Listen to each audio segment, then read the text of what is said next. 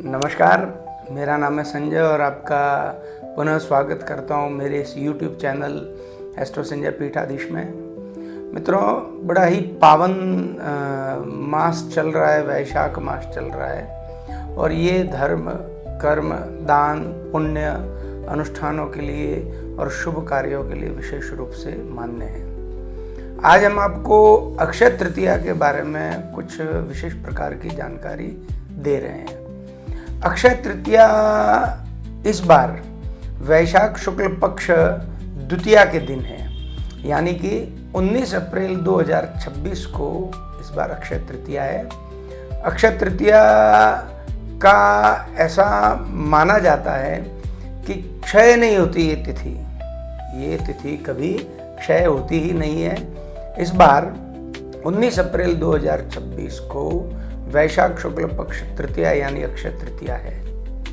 अब आपको हम इसके बारे में जानकारी दे रहे हैं कि ऐसा कोई कार्य नहीं है या ऐसा कोई अनुष्ठान नहीं है या ऐसा कोई विधि विधान वाला भी अनुष्ठान नहीं है जो अक्षय तृतीया के दिन न करा जाए। प्रत्येक अनुष्ठान अक्षय तृतीया को कर सकते हैं। विवाह बंधन में भी लोग इस दिन बंधते हैं। इसी दिन भगवान श्री परशुराम जी की जयंती होती है और अक्षय तृतीया अपने आप में एक अनूठा ही त्यौहार है। लोकाचार, देशाचार और काल परिस्थिति के आधार पर कुछ गांवों में और पूरे भारतवर्ष में मान्यता है कि अक्षय तृतीया के दिन आपको किसी भी पंडित जी से नहीं पूछना है। ये अपने आप में पूर्ण तिथि है, क्षय नहीं होती है और ये 12 मास यानी 12 महीनों में सबसे श्रेष्ठ तिथि मानी जाती है अक्षय तृतीया। आप बिना किसी से पूछे भी हवन पूजा अनुष्ठान करवा सकते हैं, विवाह आदि बंधन में बंध सकते हैं, किसी भी प्रकार का शुभ कार्य अक्षय तृतीया के दिन कर सकते हैं। इस बार वैशाख शुक्ल पक्ष तृतीया 2026 में 19 अप्रैल 2026 को है। इस दिन आप बाजार जा सकते हैं और चांदी के, सोने के आइटम भी खरीद के ला सकते हैं और लोहे को छोड़कर किसी भी धातु को आप ला सकते हैं। जी हाँ, याद रखिएगा, अक्षय तृतीया के दिन कभी भी लोहे का आगमन घर में नहीं होना चाहिए। इसके अलावा आप कुछ भी नया सामान खरीद के ला सकते हैं। विशेष रूप से चांदी का कोई सिक्का ले आइए या चांदी के भगवान श्री गणेश जी या लक्ष्मी जी आप घर में ले आइए या कोई शुभ कार्य में खर्च हो सके ऐसी वस्तु ले आइए। आप मान लीजिए कि चांदी का सिक्का आपने लाया या चांदी का कोई भी ग्लास, ढक्कन या किसी भी तरह की कोई चीज़ लाई, स्वर्ण की कोई मुद्रा लाई या स्वर्ण का कोई आइटम, कोई जेवर ले आए, तो सबसे पहले लाने के बाद आपको वो कुल देवी के श्री चरणों में रखना है और एक विष्णु भगवान और लक्ष्मी जी के घी का दिया लगाना है और उनसे प्रार्थना करना है कि हम जो वस्तु लेकर आए हैं, हे नारायण और लक्ष्मी, आपके आशीर्वाद के बिना ये वस्तु हमारे घर में नहीं आ सकती है।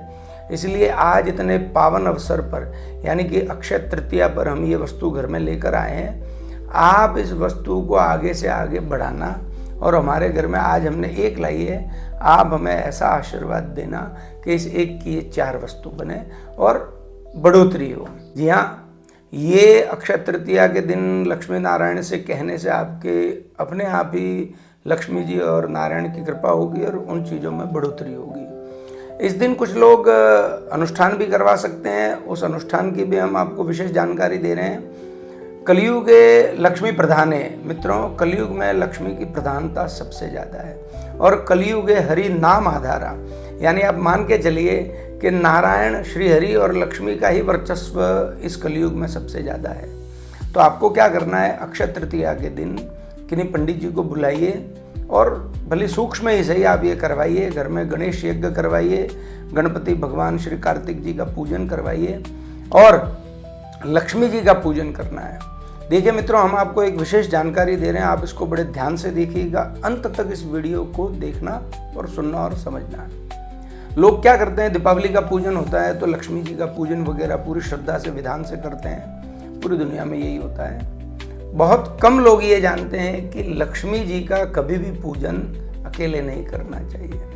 अब इसके पीछे एक रोचक कहानी है। लक्ष्मी माता के सामने पूरा संसार झुकता है, माँ भगवती लक्ष्मी जी किसी के सामने नहीं झुकते, और हमको झुकना ही है। हमको हर चीज़ में पैसे की, रुपए की आवश्यकता होती है, सोने की, चांदी की। तो लक्ष्मी जी की कृपा के बिना तो एक पहिया भी आगे जीवन का नहीं चल सकता है, ना ही संसार की गाड़ी आगे चल सकती है। तो करना क्या है कि सिर्फ अकेले लक्ष्मी जी की पूजा नहीं करनी है। चूंकि लक्ष्मी जी के चरणों में पूरा संसार झुकता है, लक्ष्मी जी कहीं नहीं झुकते, परंतु मित्रों एक जगह लक्ष्मी माता भी बैठे रहते हैं, और वो है भगवान श्री हरि नारायण विष्णु भगवान के श्री चरणों में उनके पैर दबाते हैं। यानी लक्ष्मी जी का जो हृदय लगा हुआ है वो नारायण में लगा हुआ है। लक्ष्मी जी का मुख्य निवास उनका हृदय है, नारायण के हृदय में विराजमान होते हैं, और दूसरा है श्री चरणों में उनकी सेवा करते हैं। अब ये क्यों है, इसके पीछे भी हम आपको बता रहे हैं। पति के बिना पत्नी जो है वो कहीं पर शोभा नहीं देती है। भगवान नारायण और लक्ष्मी ये संसार को बता रहे हैं कि आप पति पत्नी कहीं भी जाए साथ में जाइए, और जोड़े के साथ जाइए तो उसका लाभ होता है, और भगवान लक्ष्मी नारायण की कृपा भी बनी रहती है। वो ये संसार को उपदेश दे रहे हैं, और स्त्री का धर्म सिखा रहे हैं कि पति की सेवा ही स्त्री का धर्म है, जिससे उसके घर में लक्ष्मी जी की कृपा बनी रहती है। अब लक्ष्मी जी का मुख्य निवास है भगवान श्री नारायण का हृदय और उनके श्री चरणों में। यानी आप ये बात सोचिए कि लोग क्या सिर्फ अकेले लक्ष्मी जी का ही पूजन करते हैं, उन्हीं को ध्याते हैं, तो वो क्या करते हैं, चंचला अवस्था में रहते हैं। वो वहीं पर बार बार जाएंगे जहाँ श्री नारायण का पूजन हो रहा है। यदि आपने नारायण का पूजन नहीं किया है तो लक्ष्मी जी आपके वहाँ पूर्ण रूप से विद्यमान, स्थायी रूप से नहीं रहेंगे। यदि उनको स्थिर रूप में आपके घर व्यापार में रखना है तो लक्ष्मी जी के साथ में नारायण का पूजन अति आवश्यक है। तभी वो जहाँ पति रहेगा वहाँ पत्नी रहेगी। तो ये संसार का नियम है, वेदों और पुराणों का जो नियम है, सूत्र है, वो हमने आपको बताया। तो लक्ष्मी जी और नारायण का साथ में अक्षय तृतीया के दिन पूजन करना है, और कुछ ज़्यादा नहीं, सिर्फ उनको कुमकुम चंदन का तिलक, धूप दीप नैवेद्य और पुष्प चढ़ाइए। 5 चीज़ें चढ़ा देंगे तो आपका काम सिद्ध हो जाएगा। तो 19 अप्रैल 2026 को यानी कि अक्षय तृतीया के दिन, वैशाख शुक्ल पक्ष तृतीया है, गणेश कार्तिक का पूजन करने के बाद लक्ष्मी और नारायण की कोई चांदी की प्रतिमा ले आइए।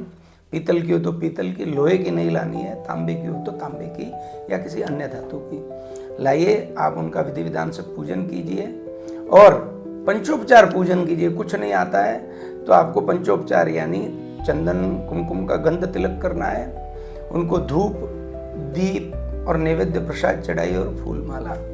और एक हम आपको स्तोत्र बता रहे हैं, वो आप घर में 108 बार चलने दीजिए, और उस स्तोत्र का नाम है कनक धारा स्तोत्र।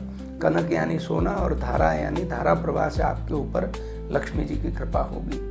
अब करना क्या आपको, जब ये पूजन हो जाए पंचोपचार लक्ष्मी और नारायण का साथ में, उनसे प्रार्थना कीजिए कि आप हमारे घर में पति पत्नी के रूप में सदैव विराजमान रहिए। तब जाके वो आपके घर में लक्ष्मी और नारायण जो है वो पति पत्नी के रूप में विराजमान होंगे, और तब ही वो आपके घर में स्थायी रूप से, स्थिर रूप से रहेंगे, आपके घर को कभी त्याग नहीं करेंगे। आप ये कीजिएगा, आपको आश्चर्यकारी लाभ होगा। कनक धारा स्तोत्र यानी कि पूरे 108 स्तोत्र यूट्यूब पर आप चला लीजिए, दिन भर में 108 बार वो स्तोत्र हो जाए, और यदि आपको आता है तो आप पढ़ भी सकते हैं। कनक धारा स्तोत्र के बारे में मित्रों ऐसी कहानी है कि भगवान शंकराचार्य द्वारा ये कनक धारा स्तोत्र गाया गया उनके मुंह से। इसके पीछे एक बड़ी सुंदर घटना और रोचक कहानी आपको बताते हैं कि लक्ष्मी जी की कृपा कैसे प्राप्त होती है। लक्ष्मी जी सिवाय नारायण के किसी को नहीं देखती है। 24 घंटे 12 महीने एक टक दृष्टि से श्रीमन नारायण को ही देखती है, उन्हीं से प्रेम करती है। अब मुकेश अंबानी पर तो क्षण भर की दृष्टि ही उन्होंने डाली और देखी वो कहाँ से कहाँ पहुँच गए।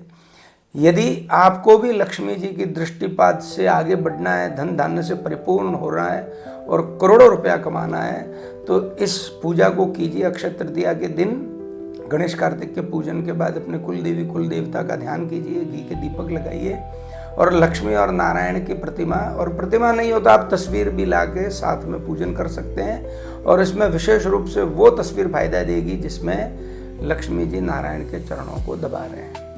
वो आप पूजन कीजिए और उनसे प्रार्थना कीजिए कि हे लक्ष्मी नारायण, आप पति पत्नी के रूप में हमारे घर, व्यापार और हमारे साथ में विराजमान रहिए। तो वो आपके यहाँ स्थिर रूप से रहेंगे। और फिर कनकधारा स्तोत्र का YouTube पर चलने दीजिए और पढ़ सकते हैं तो पढ़ लीजिए। 108 बार अक्षय तृतीया के दिन कनकधारा स्तोत्र पढ़ना 108 बार अक्षय तृतीया के दिन कनकधारा स्तोत्र पढ़िए या फिर YouTube पर चलाइए और सुनिए। श्रवण करने से भी आपको लाभ हो जाएगा। अब इसके पीछे कहानी है, भगवान श्री शंकराचार्य जी बड़े बड़े करोड़पतियों का घर छोड़ते हुए एक बार किसी गरीब ब्राह्मण के घर में गए। वहाँ पर ब्राह्मण की पत्नी अकेली रहती थी और वो नारायण की परम भक्त थी। शंकराचार्य जी ने तो मन से उसको देख लिया कि इसके घर में कुछ भी नहीं है मुझे देने के लिए, तो भी 3 बार उन्होंने बोला कि माता भिक्षाम देही, माता भिक्षाम देही, माता भिक्षाम देही। अब जो बूढ़ी औरत थी, जो नारायण की सेविका थी, परम सेविका थी, उसने घर पूरा छान मारा, उसे कोई चीज़ देने के लिए नहीं मिली। तो वो रोने लगी। इसी बीच भगवान शंकराचार्य जी को ये मन में आभास हुआ कि इसके पास तो कुछ भी देने के लिए नहीं है। तो उन्होंने मन में संकल्प किया कि यदि मैंने शिव की परम उपासना की है तो मेरा जो ये संबोधन है नारायण तक पहुँचे। शंकराचार्य भगवान जी ने 3 बार श्री हरि श्री हरि श्री हरि पुकारा। तीसरी जो पुकार है वो सीधी वैकुंठ में गई भगवान शिव की कृपा से, और एकदम भगवान जो विष्णु है वो उठे और लक्ष्मी जी को कहा कि आपकी आवश्यकता एक ब्राह्मण के घर में है। मेरे परम सेवक शंकराचार्य जी का संबोधन यहाँ तक पहुँच गया वैकुंठ में, आप जाइए सहायता कीजिए। अब लक्ष्मी जी को उनके पति का आदेश मिला तो उनको आना ही था। वो तुरंत वहाँ पर पहुँचे जहाँ पर ब्राह्मण का घर था। तो ब्राह्मण के घर में जाने के बाद लक्ष्मी जी वहीं पर विराजमान, उस घर में नहीं गए, शंकराचार्य जी के सामने उन शंकराचार्य भगवान को दिखाई देने लगे। इसी बीच वो विष्णु भगवान से प्रार्थना करने लगी। इसी बीच विष्णु भगवान से उस ब्राह्मण की औरत ने हाथ जोड़ के प्रार्थना की और बोला कि आज मेरे यहाँ से ब्राह्मण खाली जाएगा, ये पाप लगेगा। नारायण की ऐसी कृपा हुई कि उसके घर में एक सूखा हुआ आंवला पड़ा हुआ था, बिल्कुल सूखा हुआ, उसमें प्राण आ गए और वो बोल पड़ा कि हे माँ, मुझे ही आप भिक्षा में दे दीजिए ताकि आपका संकल्प न टूटे और आपके घर से कोई ब्राह्मण खाली न जाए। देखिए ब्राह्मण का कितना महत्व है मित्रों। वो आंवला तक ये जानता है कि ब्राह्मण घर से खाली नहीं जाना चाहिए, कितना बड़ा महत्व है। तो आंवले में प्राण आने के बाद वो जो स्त्री थी उसने हाथ जोड़ा और उसने कहा कि मैं आपको भेंट करूंगी, इससे पेट भर जाएगा। नहीं कि माते, वो आंवला बोल रहा है फिर कि आप मुझे पूरी श्रद्धा से दीजिए, वो खाली नहीं जाएगा ब्राह्मण। उस ब्राह्मण की स्त्री ने आंवला शंकराचार्य जी के हाथ में ले जाके रखा और कहा कि मेरे घर में इतनी ही वस्तु है, क्षमा कीजिए। भगवान शंकराचार्य ने आंवले को भक्षण किया और उनकी आंख में से आंसू आने लगे और लक्ष्मी जी को उन्होंने कहा कि आप इसके घर में प्रवेश हो जाइए। तो लक्ष्मी जी ने बोला मित्रों कि इसके प्रारब्ध में ये दुख है, मैं इस घर में प्रवेश नहीं होंगी, इसका पुण्य इतना प्रबल नहीं है। तो भगवान शंकराचार्य जी ने कहा कि ये नारायण की सेवा कर रही है और जिस घर में नारायण है उसमें आपको जाना ही पड़ेगा। तो भी लक्ष्मी जी ने मना कर दिया। तब जाकर रोते रोते वो बूढ़ी औरत भी, ब्राह्मण की जो स्त्री थी वो भी रो रही है और भगवान आद्य गुरु जगत गुरु शंकराचार्य जी के भी आंख में से आंसू आ रहे और उन्होंने लक्ष्मी जी को प्रसन्न करने के लिए कनकधारा स्तोत्र को अपने मुंह से गाया। और मित्रों वो कनकधारा स्तोत्र गाने से महालक्ष्मी इतनी प्रसन्न हुई, उन्होंने कहा क्या चाहिए। तो भगवान शंकराचार्य जी ने कहा कि जहाँ नारायण की सेवा है वहाँ आपको जाना है, इस घर में धन धान्य की वृद्धि कीजिए और इसका पुण्य नहीं है तो कम से कम मैंने ये गायन गाया है और इस स्त्री ने जो मुझे भिक्षा दी आंवले की, उसका फल और पुण्य इस स्त्री को दे दीजिए। लक्ष्मी जी ने तथास्तु कहा।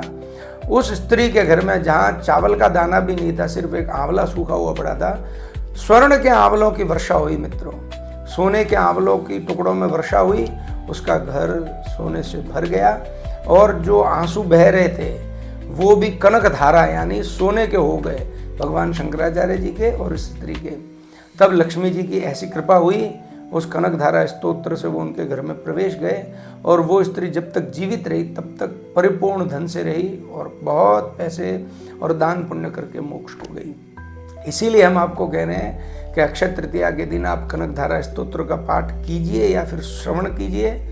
आपको ऐसा लाभ होगा जैसा आपने कभी कल्पना में नहीं सोचा होगा। जी हाँ, 19 अप्रैल 2026 को अक्षय तृतीया है। उस दिन आप ये पूजन कीजिए। श्रीमन नारायण और लक्ष्मी जी को कहिए कि पति पत्नी के रूप में विराजमान रहिए और कनकधारा पाठ कीजिए। भगवान नारायण और लक्ष्मी का पंचोपचार पूजन कीजिए। आपकी ऐसी कोई इच्छा नहीं जो पूरी नहीं होगी। 100% आपको पैसे में बढ़ोतरी होगी, व्यापार में बढ़ोतरी होगी। आप ये कीजिए, लाभ उठाइए और ऐसी अच्छी अच्छी जानकारियों के लिए हमारे साथ जुड़े रहिए। हमारे इस चैनल को लाइक शेयर सब्सक्राइब कीजिए। जय श्रीमन नारायण, जय महालक्ष्मी।